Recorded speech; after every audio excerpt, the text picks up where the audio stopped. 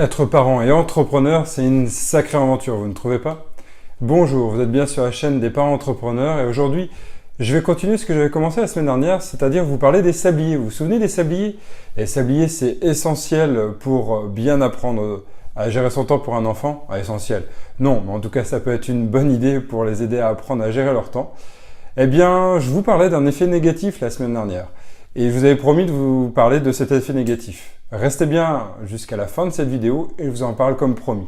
En attendant, j'ai envie de vous parler d'une deuxième possibilité, plutôt que les sabliers. Si les sabliers, vous trouvez ça un peu trop petit ou moins pratique, ou en fait, si vous êtes limité à 10 minutes, vous trouvez peut-être l'imitation, c'est l'horloge Time Timer.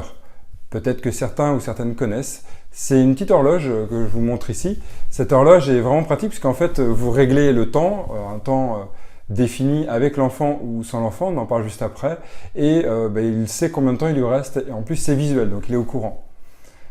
D'ailleurs, définir ou ne pas définir avec l'enfant, c'est peut-être là le point essentiel. Plutôt que lui imposer le temps qui lui reste, il est peut-être intéressant de lui proposer, et même qu'il propose un temps. Donc par exemple, Tchoub, tu penses qu'il te faut combien de temps pour finir cette tâche?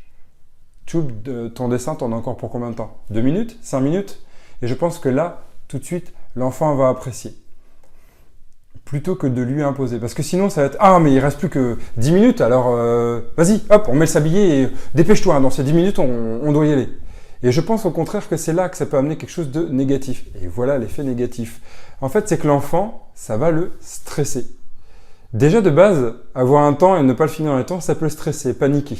Il peut sentir une perte de compétence, avoir moins confiance en lui, se dire « Oula, mais j'y arrive pas dans le temps ». Et plutôt que de vouloir continuer dans le temps et se fixer cet objectif, il va peut-être se dire « Oh ben non, tiens, je retourne le sablier une nouvelle fois, et puis youpi ». Et c'est ce qui nous est arrivé avec Tchoub, et ce qui nous arrive encore. Donc ça peut être intéressant de se dire « Non, plutôt que ça, c'est déjà de lui proposer.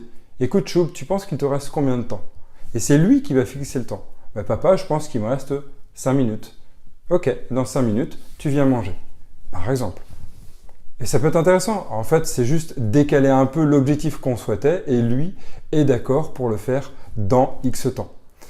L'effet négatif, c'est ça, c'est que ça peut amener ce stress aussi. Ce stress vraiment fort où l'enfant, par exemple, avec le ting d'une horloge, va se sentir inquiet, stressé et va ne pas accepter de l'utiliser. Donc il faut réussir vraiment à que l'enfant aime et voit ça comme une aide, comme un outil et non comme on lui impose. C'est exactement, oula, je dépassais 3 minutes, c'est exactement comme en entreprise où on propose à tous les salariés de suivre leur temps et la plupart des salariés vont ne pas aimer cette notion de gérer leur temps car ils vont se sentir fliqués. Il faut se poser la question pourquoi ils se sentent fliqués. Merci d'avoir regardé cette vidéo. Je vous dis à très vite.